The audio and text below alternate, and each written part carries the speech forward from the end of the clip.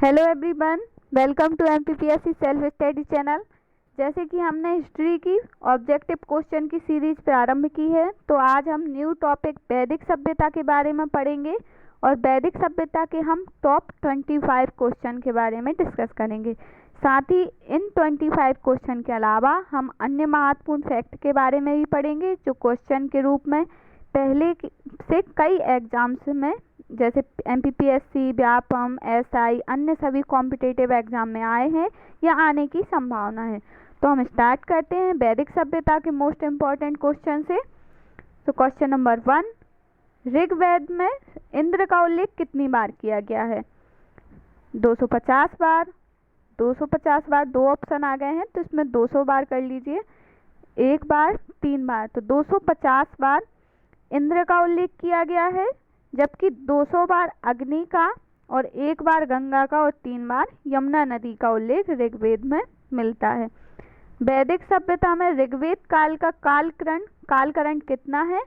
तो वैदिक सभ्यता में ऋग्वेद का कालकरण हम देखते हैं तो ऑप्शन नंबर ए 2500 से 1750 ईसा पूर्व, ऑप्शन नंबर 2 1500 से 1000 ईसा पूर्व, थर्ड 1000 से 600 ईसा पूर्व और 1750 से 1500 ईसा पूर्व।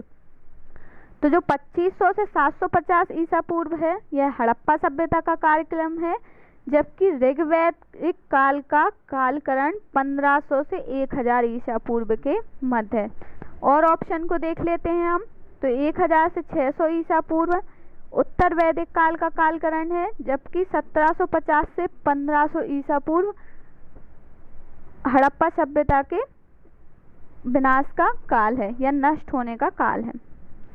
ऋग्वैदिक काल में विनिमय के माध्यम से किसका उपयोग किया जाता था? अनाज, मुद्रा, गाय एवं वस्तु का। तो ऋग्वैदिक काल में विनिमय के माध्यम में गाय का उपयोग किया जाता था, जबकि वस्तु का उपयोग हड़प्पा सभ्यता के काल में किया जाता था और इसमें वस्तु विनिमय प्रणाली पाई जाती थी। क्वेश्चन नंबर 4, ऋग्वैदिक युगीन नदी पुरुषनी का महत्व क्यों है? तो इसका ऑप्शन देख लेते हैं। सर्वाधिक पवित्र नदी होने के कारण? नहीं। ऋग्वेद में सबसे अधिक बार उल्लेख होने के कारण? नहीं। दासराज युद्ध के कारण? तो हाँ, दासराज युद्ध के कारण पुरुषनी नदी का महत्व है। भारत वंश के राजा सुदास व अन्य 10 जनों के मध्य यह युद्ध लड़ा गया था और इसमें राजा सुदास की विजय हुई थी और भारत वंश के कारण ही भारतवर्ष भारत का नाम पड़ा। क्वेश्चन नंबर 5, ऋग्वेद में नदी तमा किसे कहा गया है? सरस्वती, यमुना, गंगा नदी एवं रावी नदी। तो ऋग्वेद में सरस्वती नदी को नदी तमा या नदियों में सबसे उच्च कहा गया है, जबकि यमुना नदी का उल्लेख 3 बार और गंगा नदी का उल्लेख 1 बार मिलता है। और रावी नदी को पौरुषनी नदी कहते हैं और इसी के किनारे दसराज युद्ध हुआ था। क्वेश्चन नंबर 6, ऋग्वेद में निम्न में से किसका उल्लेख मिलता है? कृषि, यव, बिही, कपास। किसका उल्लेख नहीं मिलता है? तो ऋग्वेद में कपास का उल्लेख नहीं मिलता है, जबकि कृषि का उल्लेख मिलता है। और यव को जौ कहा जाता था, जबकि बिही को धान और गेहूं को गोधूम कह के ऋग्वेद काल में पुकारा जाता था या कहते थे। ऋग्वैदिक काल में समाज का स्वरूप कैसा था? पितृसत्तात्मक, मातृसत्तात्मक। तो ऋग्वैदिक काल में समाज का स्वरूप पितृसत्तात्मक था, जबकि हड़प्पा काल में समाज का स्वरूप मातृसत्तात्मक था। क्वेश्चन नंबर 8, वैदिक कालीन लोगों ने सर्वप्रथम किस धातु का उपयोग किया? ऑप्शन ए लोहा, ऑप्शन बी कांसा, सी तांबा और डी सोना। तो ऋग्वैदिक कालीन लोगों ने लोहे का उपयोग किया है, जबकि हड़प्पा कालीन लोगों ने कांसे का उपयोग किया है। किस वेद की रचना गद्य एवं पद्य दोनों में की गई है? तो यजुर्वेद की रचना गद्य एवं पद्य दोनों में की गई है, जबकि ऋग्वेद की गद्य में और सामवेद की पद्य में रचना की गई है। सामवेद को संगीत का ग्रंथ भी कहते हैं। साथ ही ऋग्वेद में भगवानों या मंत्र उच्चारण का उल्लेख है, जबकि सामवेद में संगीत का वर्णन और यजुर्वेद में यज्ञ संबंधी नियम दिए गए हैं और अथर्ववेद में तंत्र संबंधी नियम दिए गए हैं। ऋग्वेद के 10वें मंडल में किसका उल्लेख मिलता है? तो ऋग्वेद के 10वें मंडल में शूद्र का उल्लेख मिलता है। इसमें चारों वर्णों का उल्लेख मिलता है, लेकिन शूद्र का उल्लेख 10वें मंडल में ही मिलता है। ऋग्वेद कालीन सर्वाधिक प्राचीन संस्था कौन है? तो ऋग्वेद कालीन सबसे सर्वाधिक प्राचीन संस्था विदर्थ है। इसको प्राचीन संस्था कहते हैं और यह जन सभा भी इसे कहा जाता था। जबकि सभा वृद्ध एवं श्रेष्ठ जनों की संस्था थी और समिति आम जनप्रतिनिधियों की संस्था को कहा जाता था। और अथर्ववेद में सभा एवं समिति को प्रजापति की 2 पुत्रियां कहा गया है। अगन्या किसे कहा गया है? बैल, भेड़, बकरी, गाय। तो गाय को अगन्या कहा गया है, जिसका अर्थ होता है न मारे जाने वाला पशु। ऋग्वैदिक आर्यों की भाषा क्या थी? द्रविड़, संस्कृत, प्राकृतिक, पाली। तो संस्कृत भाषा ऋग्वैदिक आर्यों की भाषा थी, जबकि प्राकृतिक भाषा ऋग्वैदिक काल के बाद जब जैन धर्म आता है, बौद्ध धर्म आता है, उस टाइम पे प्राकृतिक एवं पाली भाषा का चलन था। आस्तो माँ सदगमम कहाँ से लिया गया है? तो आस्तो माँ सदगमम ऋग्वेद से लिया गया है। उत्तर वैदिक काल के महत्वपूर्ण देवता कौन थे? रुद्र, विष्णु, प्रजापति, इंद्र। तो उत्तर वैदिक काल में सबसे महत्वपूर्ण देवता के रूप में प्रजापति को पूजा जाता था और प्रजापति को ब्रह्मा कहा जाता है। भारत का राष्ट्रीय आदर्श वाक्य सत्यमेव जयते कहाँ से लिया गया है? ए मुंडक उपनिषद, बी कंठोपनिषद, सी छंदोपनिषद या कोई नहीं। तो मुंडक उपनिषद से राष्ट्रीय आदर्श वाक्य सत्यमेव जयते लिया गया है और यह उपनिषद अथर्ववेद का उपनिषद है। किसका उपनिषद है? अथर्ववेद का। सभा और समिति प्रजापति की 2 पुत्रियां हैं। इसका उल्लेख किस ग्रंथ में मिलता है? तो अथर्ववेद में सभा एवं समिति प्रजापति की 2 पुत्रियां हैं, इसका उल्लेख मिलता है। साथ ही सभा वृद्धजनों की संस्था थी और समिति आम जनप्रतिनिधियों की सभा होती थी। उत्तर वैदिक कालीन ग्रंथ में किस आश्रम का उल्लेख नहीं मिलता है?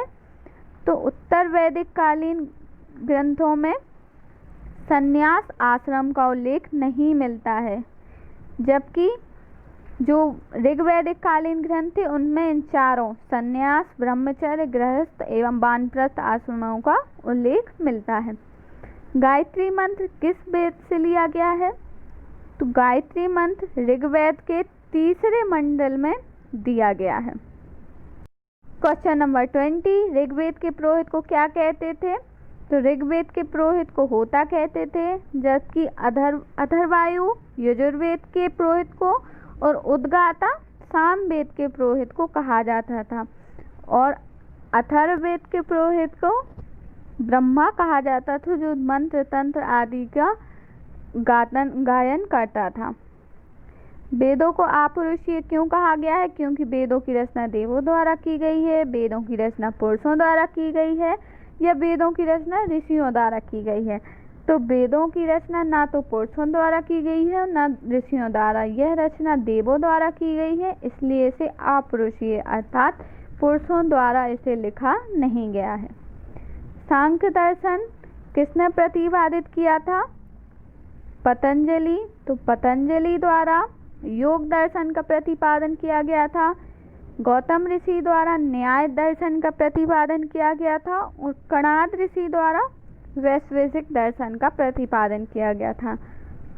तो कपिल मुनि द्वारा ही सांख्य दर्शन का प्रतिपादन किया गया। कपिल मुनि सांख्य दर्शन, कणाद ऋषि वैशेषिक दर्शन, गौतम ऋषि न्याय और पतंजलि ऋषि योग दर्शन के प्रतिपादक हैं। आर्यों के मूल निवास के बारे में सर्वाधिक मान्य मत कौन सा है? ऑप्शन ए दक्षिणी रूस, ऑप्शन बी भारत में सप्त सैंधव प्रदेश, ऑप्शन सी मध्य एशिया बैक्टीरिया और 4 मध्य एशिया का पामीर क्षेत्र। मध्य एशिया में बैक्टीरिया आर्यों का मूल निवास था, जबकि जो दक्षिणी रूस था तो इसकी अवधारणा गॉर्डन चाइल्ड द्वारा दी गई थी और भारत में सप्त सैंधव प्रदेश में आर्यों का मूल निवास है, इसकी अवधारणा डॉक्टर अविनाश चंद्र ने दी थी। गोत्र व्यवस्था प्रचलन में कब आई? तो उत्तर वैदिक काल में गोत्र व्यवस्था प्रचलन में आई। पहले यह व्यवस्था प्रचलन में नहीं थी ऋग्वैदिक काल में, ना ही हड़प्पा काल में। ब्राह्मण ग्रंथों में सर्वाधिक प्राचीन कौन है?